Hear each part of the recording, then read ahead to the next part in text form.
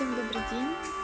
Как и обещала, хочу сегодня записать и выложить, наверное, в YouTube свою уникальную медитацию. Называется медитация через огонь.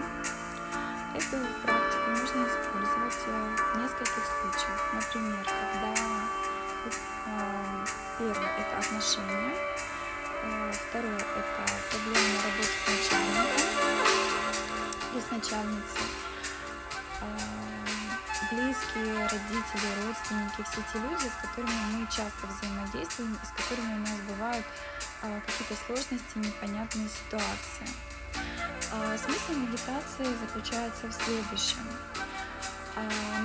Наша энергия там, где наше внимание. В случае, если происходят какие-то конфликты или мы, например, обижаемся на кого-то, то наша энергия тем самым уплывает от нас, и ощущение создается опустошенности. Почему это происходит? Это происходит из-за того, что если взять на чашу весов, то человек, с которым мы поругались или на которого мы обиделись, происходит некий такой перевес в его сторону с точки зрения энергетики. Чуть больше туда передали.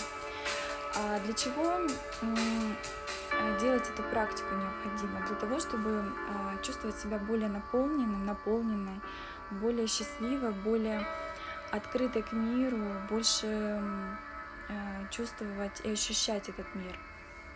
Вот. Например, бывают ситуации такие. Если, например, мы поругались с нашим близким человеком, и мы понимаем, что этот человек не прав, и он нас обидел, то нам необходимо, я это называю, конечно, своим языком, но он будет более понятным. Нам необходимо отмотать эту энергию и вернуть ее себе в виде эмоций, обещаний, каких-то слез и всего прочего. Итак, что вам нужно для практики? Первое. Вам необходимо абсолютно уединение. Желательно еще использовать свечу, потому что огонь он очищает.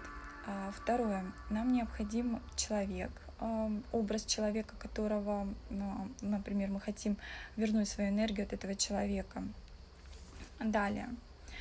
Нам необходима абсолютная темнота, как вариант. Вот. Дальше, что мы делаем? Работаем с фантомами на тонких планах. Первое. Мы представляем этого человека напротив нас, приглашаем его на практику, кланяемся ему таким образом, благодарим за то, что он пришел, и представляем, что между нами горит огонь. Костер, огонь. Для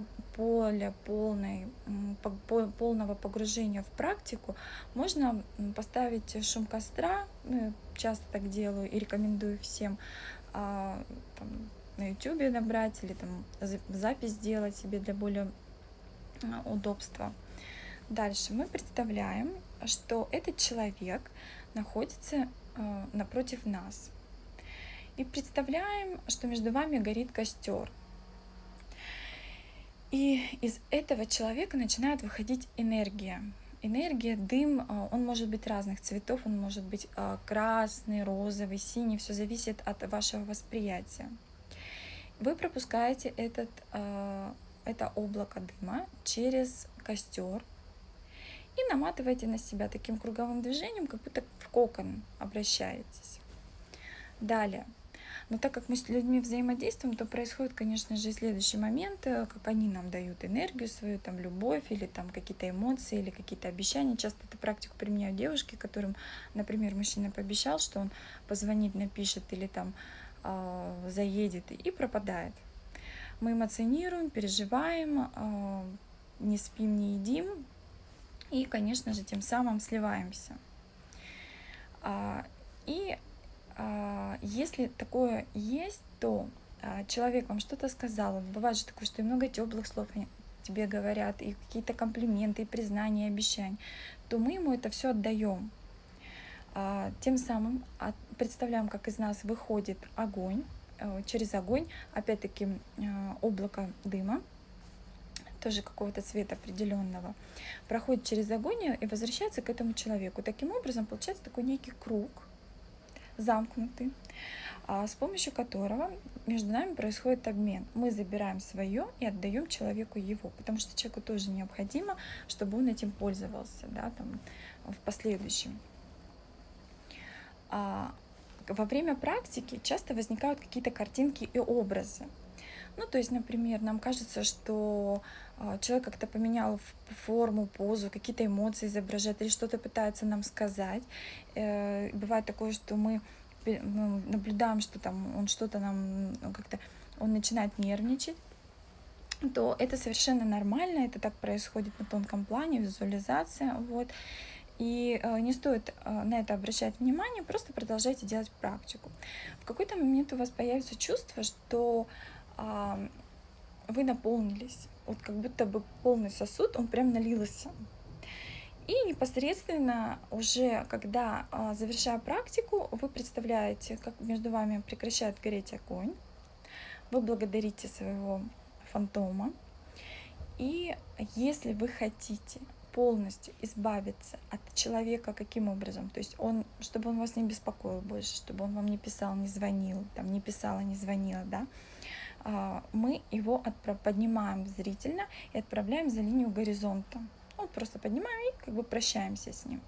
Если все-таки мы от этих людей зависим, это, например, мужья, да, бывшие, да, там, если есть дети, да, то есть вы взаимодействуете на каком-то плане, начальники, которые по уровню вышестоящие от нас, дальше люди близкие наши, там, например, родители, да, то, конечно же, мы же не можем их вычеркнуть из нашей жизни, да, и не хотим, да, то есть у вас нет такого желания, то вы просто представляете, поднимаете этот образ фантома и тем самым его помещаете в какое-то помещение вам знакомое, да, или там квартира, офис, дом, там, ну, то, что вам ближе, да, то, где вы общались, то, где вы виделись. И как будто бы закрываете дверь за этим человеком, возвращаетесь на свое место, благодарите за практику себя в первую очередь, благодарите Вселенную за то, что вы это сделали, вот, и спокойно ложитесь спать. Лучше делать практику вечером перед сном или, например, днем, когда вот произошла какая-то ситуация резко, да, вы там сэмоционировали сильно и уже потом понимаете, что слишком много энергии потратили. После этой практики гарантирую всем, люди всегда объявляются, либо даже во время практики начинают звонить, писать, потому что на тонком плане теряется этот контакт, то есть энергия прекращает поступать к этому человеку, потому что мы общаемся в большом, в таком большом информационном поле и постоянно либо у нас есть обмен, либо у нас нет обмена. Есть люди, которые их называют вампирами, хотя на самом деле вампиров нет энергетических. Есть просто люди, с которыми нам тяжелее общаться, мы не понимаем друг друга по каким-то причинам. Вот. И если такие люди существуют в вашем поле, то вам в первую очередь надо задуматься, зачем эти люди у вас находятся, какая выгода вам от этого. Стоит ли, может быть, прекратить общение с этим человеком, потому что вы себя чувствуете опустошенной. Очень сильно это касается женщин, потому что женский пол, он более чувствительный, да. И есть девушки, которые, например, из-за каких-то внутренних своих выгод предают себя и тем самым не двигаются вперед, а все, что у них есть, весь их потенциал, весь их ресурс, который приходит им на реализацию своих желаний, своих мечт, они отдают этим людям. Вот, поэтому вы задумайтесь, если эти люди действительно вам нужны, да, но вы там хотите с ними продолжать общаться, то можете просто периодически делать эту практику, тем самым отматывая энергию, вы возвращаете себе и ложитесь спать. После занятия есть ощущение наполненности. Также гарантированно есть, если вам там хочется вернуть молодого человека или там девушку, то эти люди начинают вам однозначно писать, звонить.